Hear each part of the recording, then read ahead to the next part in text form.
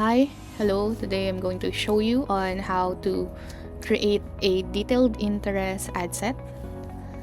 So once you set up a new ad sets, you're just gonna go under interest and add interests that are relevant to your product or with your campaign.